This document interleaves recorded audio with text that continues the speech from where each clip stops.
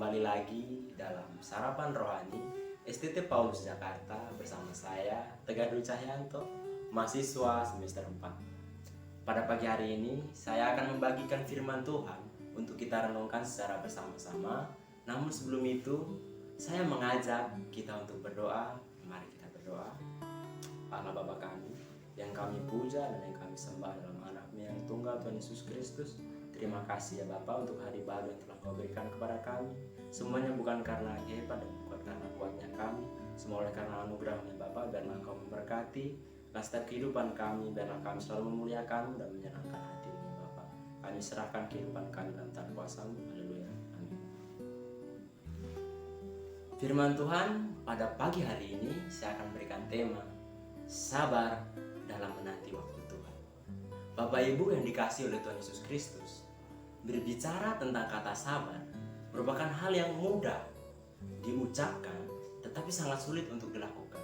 Sabar berarti mengekang atau menahan diri untuk tidak melakukan hal-hal yang akan menimbulkan kekacauan.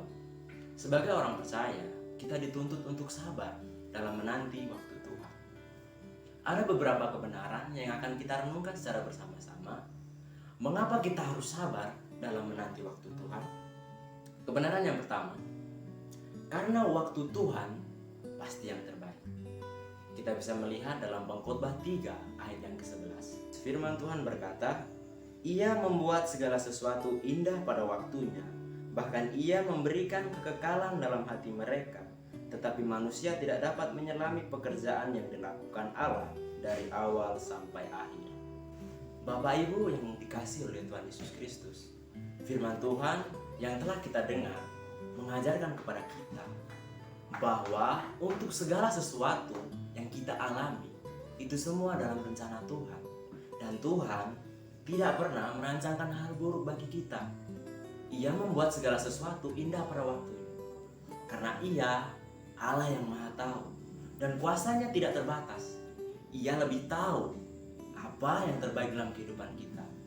Saya percaya kita semua sedang menanti waktu Tuhan untuk menyelesaikan setiap persoalan atau masalah hidup yang kita alami.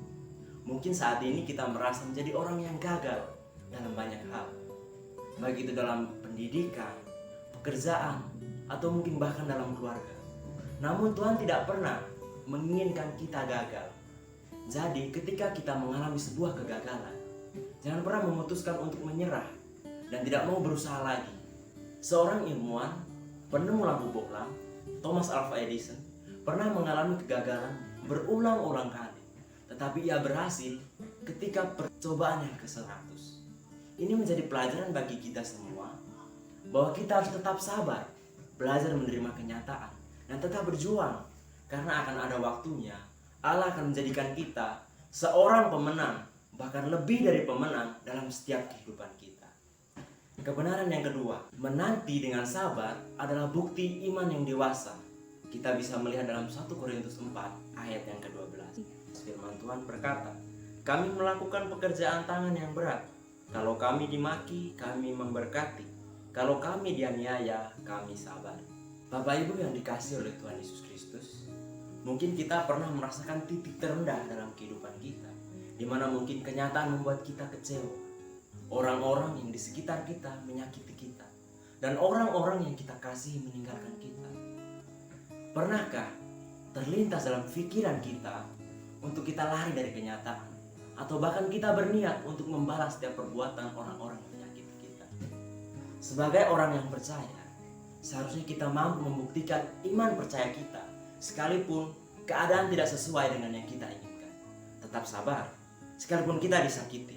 Tetap mengasihi, sekalipun kita dibenci. Dan tetap memberkati, sekalipun kita dicaci maki. Kesabaran yang kita tunjukkan, itu adalah bukti kalau kita mengasihi Allah. Bukti kalau kita memiliki iman. Bukti kalau kita adalah orang Kristen yang sejati.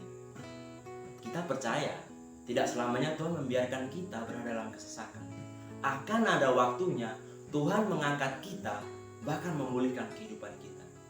Kita belajar dari tokoh Alkitab yaitu Yusuf, di mana dia mengalami penderitaan yang begitu beratnya, disakiti oleh saudara-saudaranya, difitnah oleh istri Potifar, bahkan ia dilupakan oleh orang yang sudah ditolongnya. Yusuf tidak menjadi marah, bahkan kecewa kepada Tuhan. Justru ia tetap sabar dalam menanti waktu Tuhan. Dan kita bisa lihat bersama-sama, akhirnya Tuhan memulihkan Yusuf, mengangkat Yusuf sehingga ia dipakai menjadi alat Tuhan untuk menyelamatkan seluruh umat manusia dari bencana kelaparan.